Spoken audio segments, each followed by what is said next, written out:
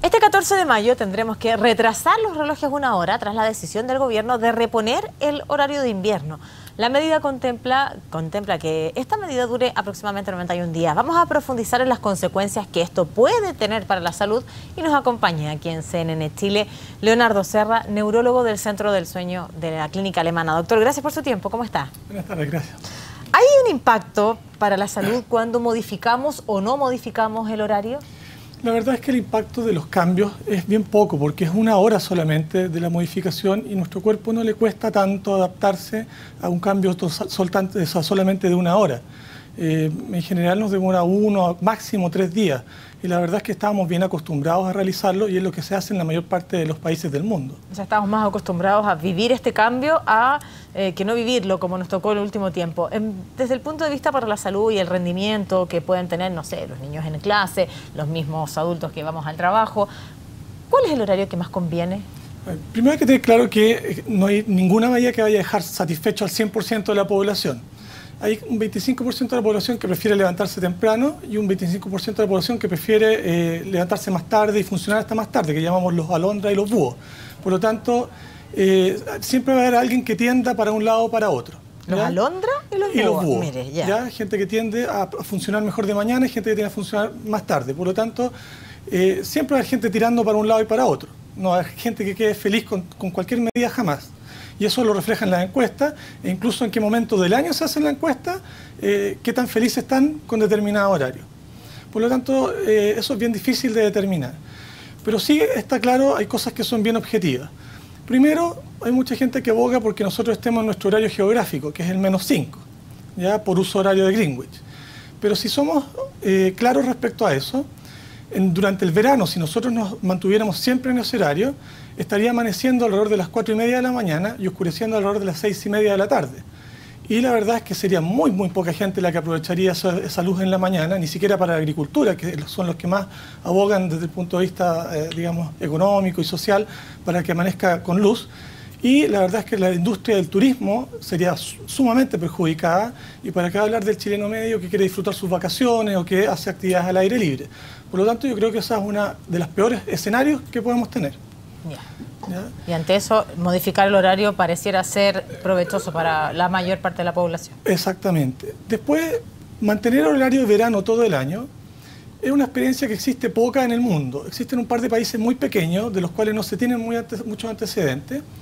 Y Inglaterra lo hizo durante la Segunda Guerra Mundial para ahorro de energía, y después lo intentó entre los años 68 y 71, y los resultados, tanto desde el punto de vista social como desde el punto de vista de los objetivos que ellos se propusieron, tanto ahorro de energía como otras cosas, no fueron buenos, y por lo tanto revirtieron nuevamente el cambio de horario. Y también tenemos que considerar, por ejemplo, que Europa tiene un horario unido, unificado. Así como existe la Comunidad Europea, ellos funcionan prácticamente todos los países con un solo horario. Y eso significa que hay varios países que están 2 usos horarios, así como estamos nosotros 2 usos horarios lejos de nuestra posición geográfica. Hay muchos de esos países que están 2 usos horarios antes o 2 usos horarios después de su punto geográfico. Y la verdad es que en esos países no hay más tasas de depresión, no hay más tasas de trastornos circadianos, de trastornos del sueño, etc. Por lo tanto, no es un problema concreto para la salud. ¿Cuál es el secreto que hacen los europeos? Ellos mantienen el cambio de uso horario. Tienen horario de invierno y tienen horario de verano. ¿Y eso le parece a usted recomendable? Por lo tanto, por todos estos antecedentes, mi análisis es que lo mejor que podemos hacer es tener el cambio de horario.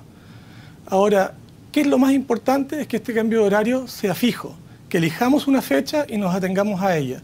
Porque ¿qué es lo que sí daña a la población? Es que ese cambio de horario sea en una fecha un año y en otra fecha otro año. ¿Cómo ha pasado últimamente? Lo que pasa es que nosotros estamos en un mundo que es globalizado y que es informatizado. Por lo tanto, hay vuelos transoceánicos, tenemos teleconferencias, tenemos digamos, transacciones bancarias, etc. Y de hecho, al usuario común y corriente, que su teléfono le cambia la hora y llega una hora atrasado a su trabajo, eso sí que lo impacta negativamente, más que las consecuencias fisiológicas que tiene. Por lo tanto, el perder un vuelo, el llegar atrasado a su trabajo, el que equipos médicos dejen, por ejemplo, de dializar a la persona una hora antes, porque cambió automáticamente el horario, porque los programadores no saben a qué atenerse, no pueden hacer un patch de un año para otro porque se les ocurre cambiar el horario en forma, digamos, toma la decisión a muy último minuto, yo creo que es el daño más perjudicial. Entonces yo creo que es el minuto de sentarse a analizar las experiencias y tomar esta decisión ya de manera más definitiva.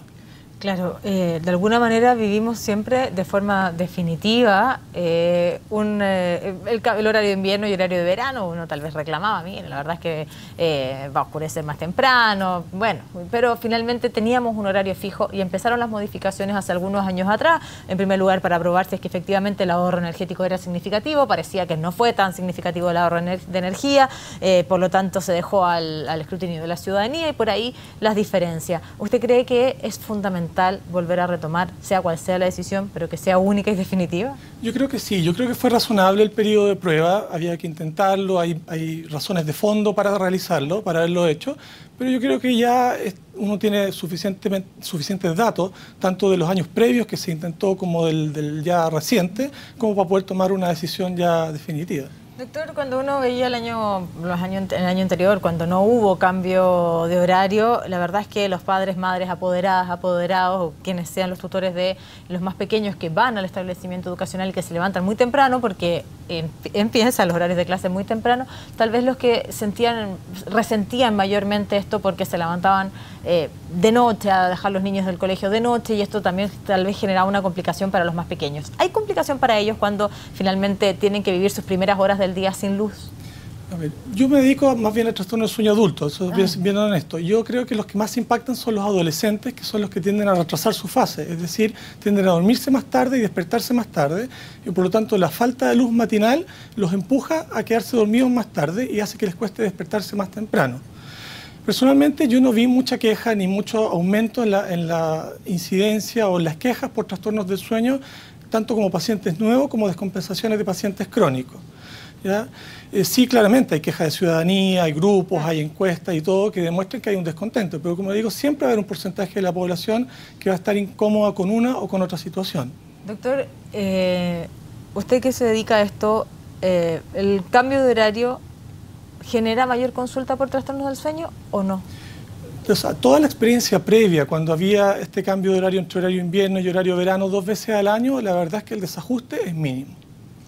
Usted habló de las alondras y los búhos, aprovechando su paso por CNN Chile, muchos se deben haber sentido identificados. Mire, la verdad es que yo rindo más en la tarde, rindo más en la noche. Nos pasó a todos cuando estábamos en la universidad, aquellos que se quedaban hasta altas horas de la madrugada, bueno, y avanzaban en la noche, u otros que, en este caso el mío, nos despertábamos muy temprano porque parecía que nos rendía más. ¿A qué se debe esto? ¿Hay un factor genético en esto o es solo la costumbre?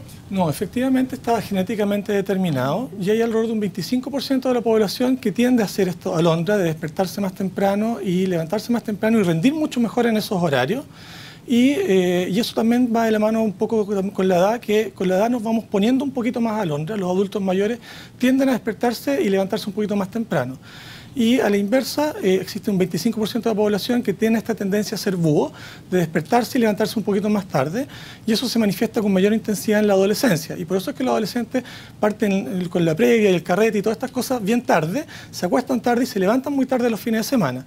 Ahora, en la medida en que no tengan problemas para levantarse temprano y funcionar en sus horarios normales, escolares, universitarios, eso no es un trastorno, sino que es una tendencia fisiológica.